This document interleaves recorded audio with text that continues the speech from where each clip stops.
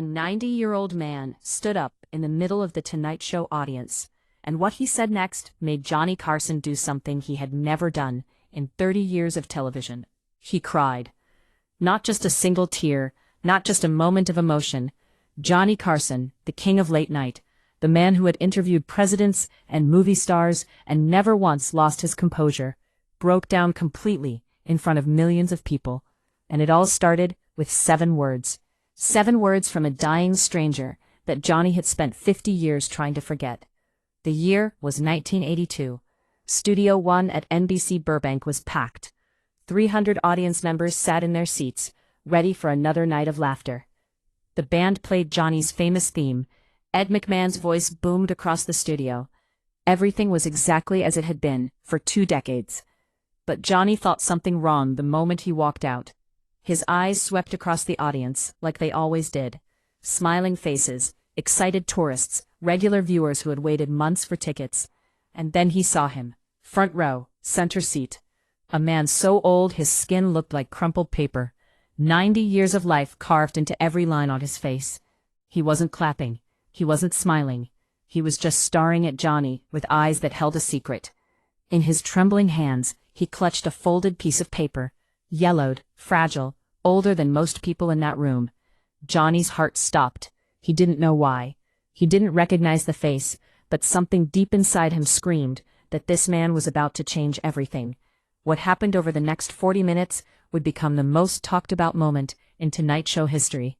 But to understand why those 7 words broke Johnny Carson, we need to go back to where it all began. Before we continue, tell us, where are you watching from tonight? Drop your location in the comments, and if you love stories that reveal the real Johnny Carson, you're in the right place. Welcome to Echoes of Johnny, Norfolk, Nebraska, 1937. Johnny Carson was 11 years old, and he had already learned one brutal truth about life. His father was distant, always working, rarely home. His mother was overwhelmed, stretched thin by the demands of raising children during the Depression. Johnny was invisible in his own house, just another mouth to feed, just another kid who would probably end up working at the factory like everyone else in town. But Johnny had a secret. Every night after his chores were done, he would sneak behind the general store with a worn deck of cards. He taught himself tricks from a library book so old the pages were falling out. He practiced until his fingers bled. He dreamed of standing on a stage somewhere, anywhere, making people laugh and gasp and forget their troubles. Nobody knew. Nobody cared until one afternoon a stranger appeared. His name was Harold Mitchell. He was a traveling entertainer passing through Nebraska on his way to California. He performed magic tricks at county fairs and small-town theaters. He wasn't famous, he wasn't rich. But he had something Johnny had never encountered before. He stopped. Harold saw young Johnny fumbling through a card trick behind that dusty store. Instead of walking past like everyone else, Harold knelt down in the dirt and watched. When Johnny finished, hands shaking with embarrassment, Harold said 6 words that changed everything. "You've got magic in your hands, son." For 3 days, Harold stayed in Norfolk. 3 days that rewired Johnny's entire future. He taught Johnny real sleight of hand. He taught him how to read an audience, how to pause for effect, how to make people believe in the impossible. On the last day, Harold gave Johnny a gift, his own personal deck of cards worn from years of performance. And inside the deck, a handwritten note. "One day you'll stand on a stage bigger than you can imagine. When that happens, remember you didn't get there alone." Johnny promised he would find Harold again. He promised he would thank him properly. But life doesn't care about promises. Harold left Nebraska that morning, and no matter how hard Johnny tried in the years that followed, he never saw Harold Mitchell again. 50 years passed. Johnny became the biggest name in television. He had everything: fame, money, success beyond his wildest dreams. But he never forgot the man who believed first, and he never stopped feeling guilty for breaking his promise. What Johnny didn't know was that Harold had never stopped watching every single night for 30 years. Back in Studio One, 1982, Johnny was struggling and everyone could see it. His timing was off. His jokes landed a beat too late. He kept glancing at the front row, at the ancient man who sat perfectly still while everyone else laughed. Ed McMahon noticed first. During the first commercial break, he leaned over and whispered, "Johnny, you okay?" He seemed distracted. Johnny loosened his tie. His hands were trembling. That man in the front row, do you know who he is? Ed glanced at the elderly figure. No idea. Want me to have someone check? Johnny shook his head. No, not yet. But he couldn't shake the feeling. That face, those eyes, something about the way the old man tilted his head, sparked a memory Johnny couldn't place. The show continued. Johnny interviewed a young comedian, but he barely heard a word. His eyes kept drifting to the front row, to the paper clutched in those trembling hands. What was written on it? Why did this stranger feel so familiar? Backstage, producer Fred Dordova watched the monitors with growing concern. In 20 years of working with Johnny, he had never seen him like this. Johnny Carson was the most composed man in television. Nothing rattled him until tonight. Something's wrong, Fred muttered to a stagehand. Get ready, we might need to cut to commercial early. In the audience, the old man remained motionless, but now his lips were moving. He was reading the paper silently, rehearsing words he had carried for decades. Johnny saw this and felt his chest tighten. He needed to know. He couldn't wait any longer. When the show broke for the next commercial, Johnny made a decision that would change his life forever.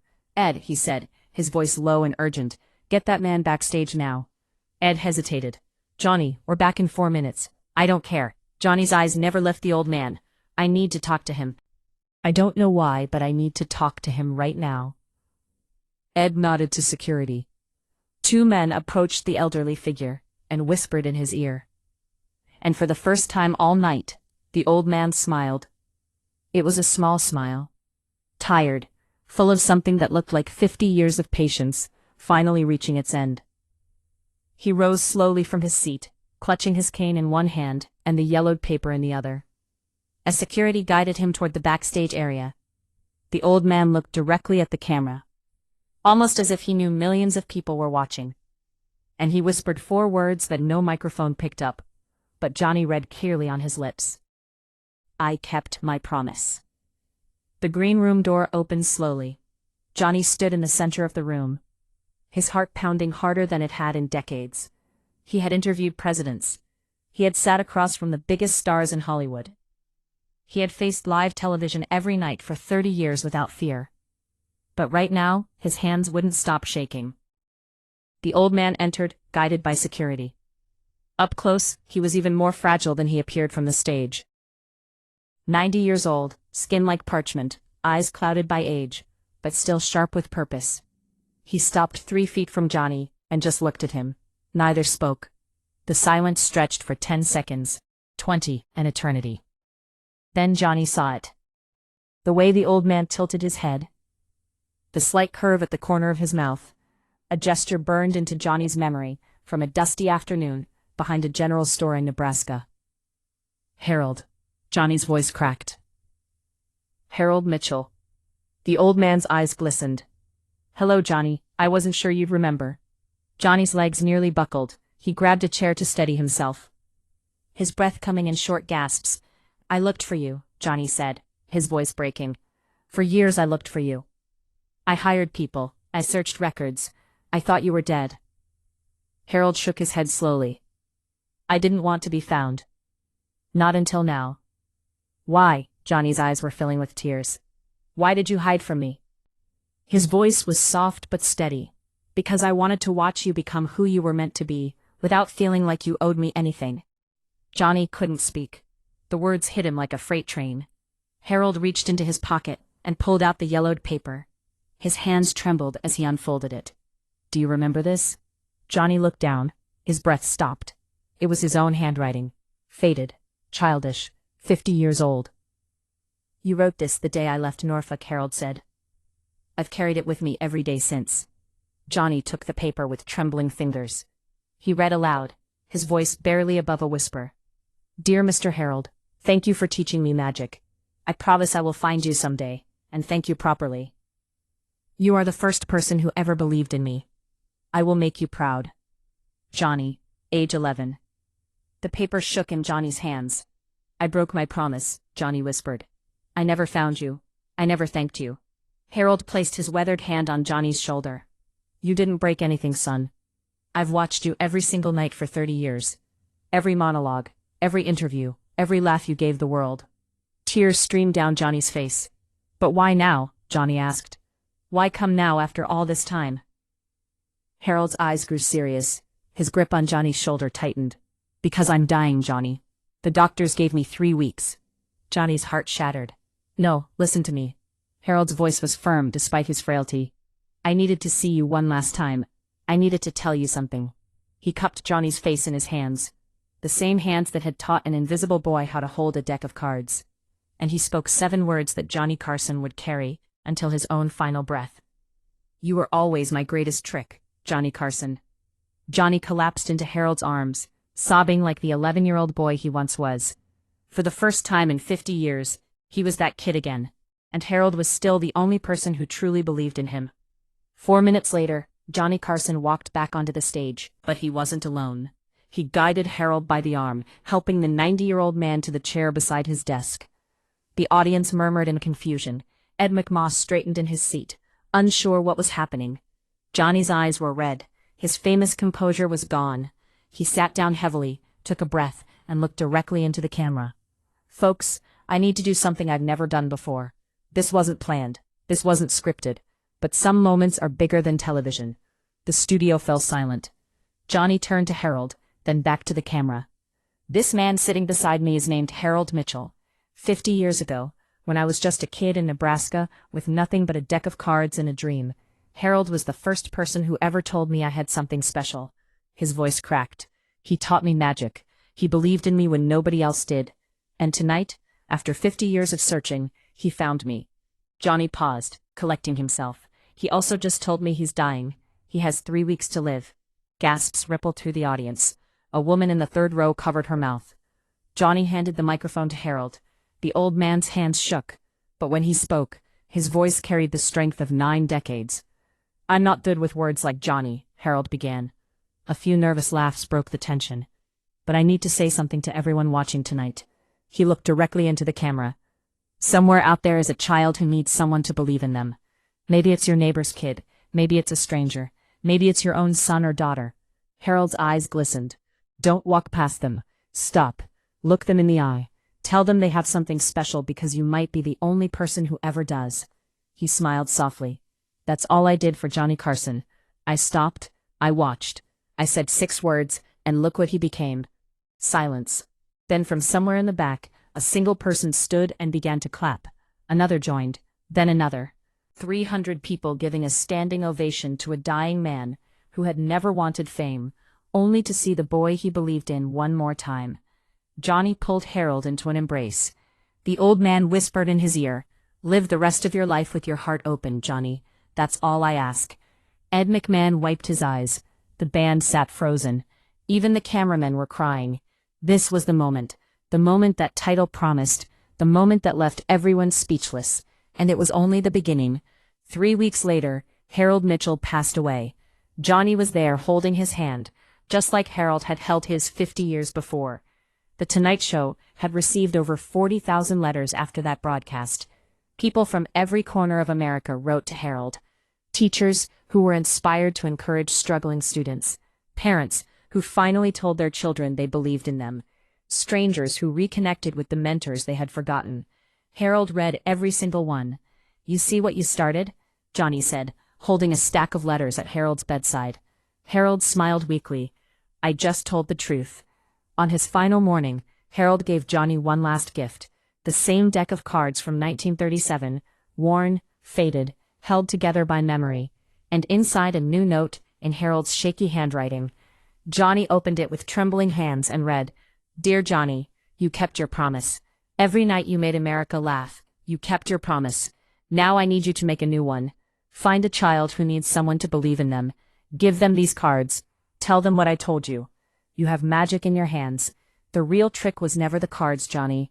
It was the kindness. Pass it on, Harold." Johnny sat alone in that hospital room for an hour after Harold was gone. He didn't cry, didn't speak. He just held those cards and remembered being 11 years old, invisible, hopeless, until a stranger stopped and changed everything. When Johnny finally walked out of that hospital, he made a decision. Harold Mitchell would never be forgotten, and the kindness he started would never end. What Johnny did with those cards over the following years became a Hollywood legend, but that's a story for another time. Johnny Carson was never quite the same after that night. Those who worked with him said he became softer, more patient, more likely to stop and encourage young comedians who were struggling. He never talked about it publicly, but dozens of people have come forward over the years with the same story. Johnny helped them quietly, without seeking credit, just like Harold. Years later, Johnny gave those worn cards to a young comedian from a small town, who reminded him of himself. "A man gave these to me when I was your age," Johnny said. "They changed my life. Now they're yours. Pass them on when you find someone who needs them." The cycle continues to this day. When Johnny Carson retired in 1992, he kept only one thing on his desk at home: Harold's letter. And every morning he read the same line. The real trick was never the cards. It was the kindness. That was Harold Mitchell's true gift. Not magic, not cards, not fame. Just the simple, powerful truth that believing in someone can change their entire life. So here's the question for you tonight. Who in your life needs you to stop and say, "You have something special"? It might just be the most important thing you ever do. If this story touched your heart, share it with someone who needs to hear it. Like this video, subscribe to the channel, and hit that notification bell so you never miss another story. And remember, where are you watching from tonight? Drop your location in the comments. We read every single one. Thank you for being part of the Echoes of Johnny family.